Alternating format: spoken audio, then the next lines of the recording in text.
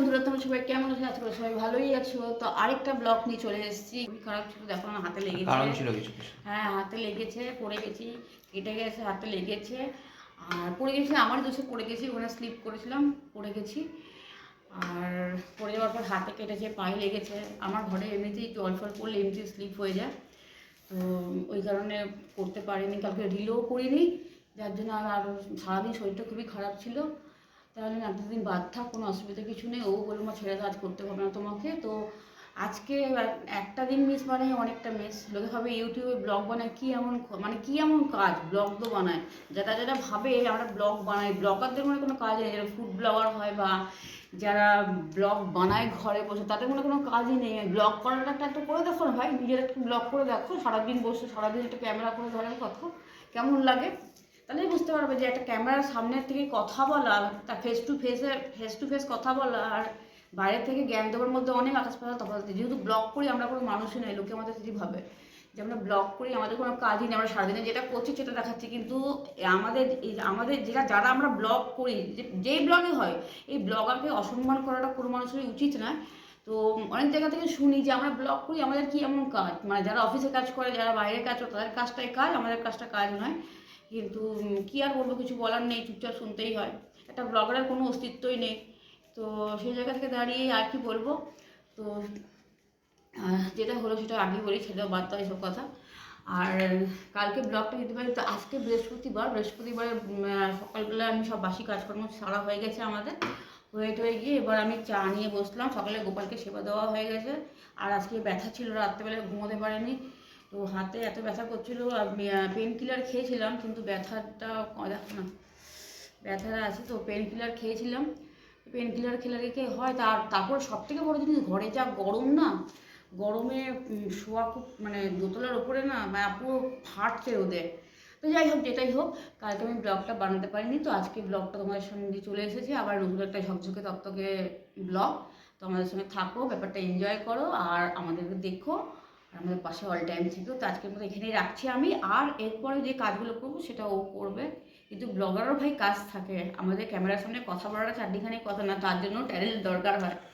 আর সেই ট্যালেন্টটা সবার মধ্যে থাকে না। কাজ সবাই করতে পারে, কিন্তু কথা বলার মতো একটা ট্যালেন্টও প্রয়োজন আছে। যারা ব্লগার তারা নিশ্চয়ই সেটা বুঝতে পারবে, কারণ এখানে প্রচুর ব্লগার আছে, মানে পৃথিবীতে সব জায়গাতে ব্লগার আছে। প্রত্যেকের উদ্দেশ্যেই বলছি যে যারা ব্লগার হয় তাদের কাজটা কিন্তু কম নয়, তারাও ব্লগ করে, কিছু না কিছু পারপাস নিয়ে করছে। কিন্তু ব্লগারকে কখনো অপমান করো না প্লিজ, আর যাই করো ব্লগারকে অপমান করো না। অনেক কষ্ট করে একটু ব্লগ বানাতে হচ্ছে, আর ঘরে করুক বাইরে করুক, সে ক্যামেরা থেকে সামনে ফ্রন্টে করুক, সে এসে আবার সেটাকে এডিটিং করার কম কথা নয়। কিন্তু এটা কিন্তু ভেবো না যে ব্লগাররা একদমই খাটে না। তো এমনি এমনি কোনো জিনিসটা কিছু হয় না, সবটাই করতে হয়, কষ্ট করেই করতে হয়। তাই যাই হোক, একটু বেশিই বলে ফেললাম, তার জন্য কিছু মনে করো না, সরি ফর এভরিথিং। আর এখন চাটা খেয়ে নিই, তারপর তোমার সঙ্গে কাজ নিয়ে আমি আসছি আবার। পাচ্ছ, খেতে বসে গেছি। এখানে আছে থেপলা আর গরম গরম চা। থেপলাটা হচ্ছে গুজরাটি ডিশ, সেটা তোমাদের সাথে কল্পতরু ব্লগস কিচেন চ্যানেলটা পুরোপুরি দেওয়া আছে, ভিডিওটা কীভাবে তৈরি করতে হয়। আর মাঝে মাঝে মনে হয় আমি একবার এসেছি থেপলা নিয়ে। দুবার এই থেপলাটা বানিয়ে ওকে দিয়েছি, কিন্তু আমি এখন ম্যাক্সিমাম দিন যখন যখন মাসের শেষ হয়ে যায়, বা যখন সবচেয়ে বড় খুব ইজি এটা প্রসেসটা করা, যখন মাসের একবারে শেষ হয়ে যায়, তখন হাতে কিছু থাকে না, তখন ঘরের একটা ওই আটা তো থাকে প্রত্যেকের ঘরে, আটাটা দিয়ে আটা জোয়ান ফোয়ান দিয়ে এটা বানিয়ে দিই।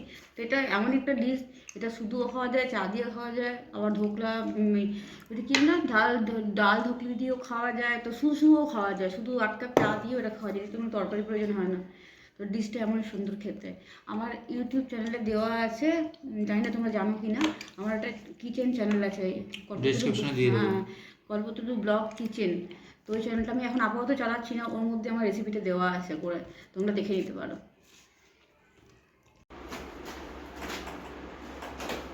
হাতে যেহেতু ব্যথা, কি করবো, কাঁচতে হবে, ওই জন্য পা দিয়ে ঘুষছি, যতটা পড়া যায়।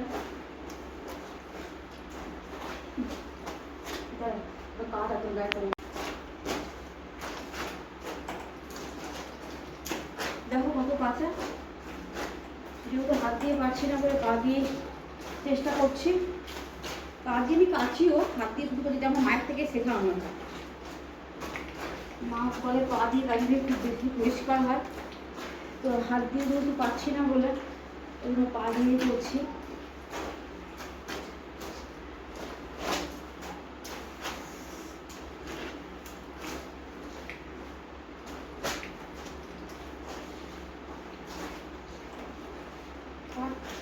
ছোটো ছেলের কাপড় জামা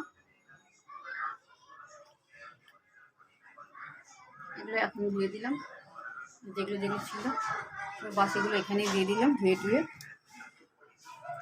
তো এই যে দেখতেই পাচ্ছ ভিডিওটা শুরু করলাম আবার। তো এখন চলে এসেছি লাঞ্চটা নিয়ে। মা আপাতত গেছে চান করতে আর আমাকে লাঞ্চটা দিয়ে গেছে। এখানে দেখতেই পাচ্ছ এখানে আছে পাট শাকের বড়া, তার সাথে এখানে আছে হচ্ছে পাঁপড় ভাজা, এটা হচ্ছে মুগ ডাল, মুগের ডাল, খুব ঠিক মুগের ডালটা। আর তার সাথে রয়েছে এখানে পাঁপড়ের তরকারি, বড় বড় পাঁপড় আছে এর মধ্যে, আর তার সাথে রয়েছে আলু গোটা গোটা। সো চলো এবার খাওয়া শুরু করি আমি। চলো খেয়ে উঠে তোমাদের সাথে আবার বিকেলে কথা বলছি। চলো অলরেডি বেরিয়ে পড়েছি বাজারের উদ্দেশ্যে। তো বাজারে গিয়ে কিছু কিছু জিনিস কেনার আছে মায়ের। তো দেখতে থাকো পুরো ভিডিওটা। এবার বাজারে গিয়ে তোমাদের সাথে আবার দেখা হচ্ছে। তো চলো চলো।